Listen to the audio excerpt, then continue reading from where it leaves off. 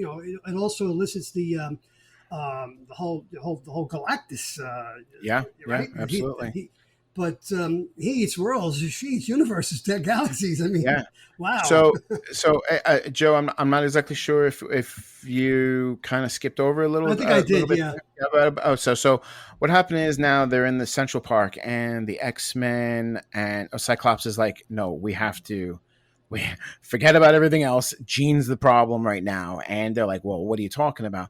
And nobody wants to fight against their own teammates, yeah. obviously. So, but she doesn't care. She is, she's tossing them to side. Colossus picks up a tree. She then turns Colossus telepathically back into his human form, and then turns the tree The into gold. gold. Yeah, So him and Wolverine are smashed underneath it. She's throwing Storm around. She's throwing. You know what? Is Nightcrawler part of the team at this point? Yeah, he is. yeah, yeah. He's. Everybody's just getting tossed like that.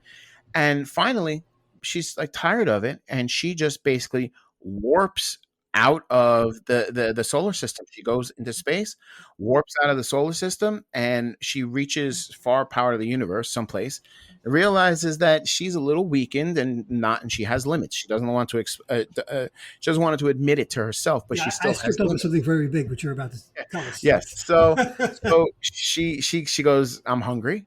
And what do you feed a cosmic being? Well, something cosmic. And Hmm. closest cosmic thing to her was a star, which apparently would have not gone supernova for another 6.5 billion years. But she goes into the middle of it, basically absorbs all of it, and turns it into a supernova, which destroys the 7 or 8 planets that are in that solar system, only one of which was inhabited, and it kills billions and billions and billions of people, or beings, however you want to look at it.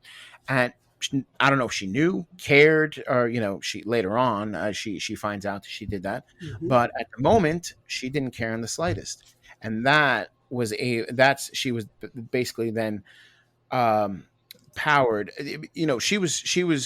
She got enough power then, but even then she realized it wasn't what she wanted. She still wanted the power of the Mcron crystal. She wanted to Right. be back in part, take over that universe, because one star is great, but an entire universe, which is what the Mcron crystal was. I don't know how big it was, but it wasn't that big, but there was another universe inside it. She wanted that ultimate power.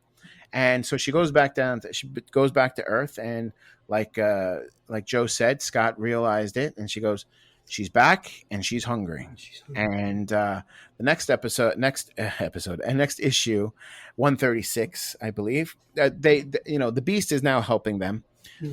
original member, but a member of the Avengers at the time, and they're trying to come up with something that's going to dampen her powers, something to help to give them some sort of edge. They don't know exactly what had happened in space, but they know that she is more powerful than all of them put together.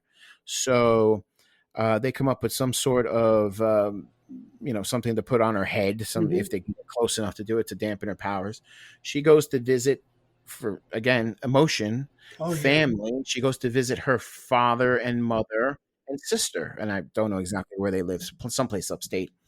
And scares the crap out of them, and tells them, like, she turns a plant into glass, and she goes, you people don't mean anything to me.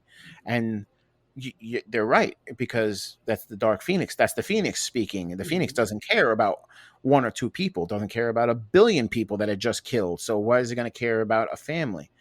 And the X-Men find her there.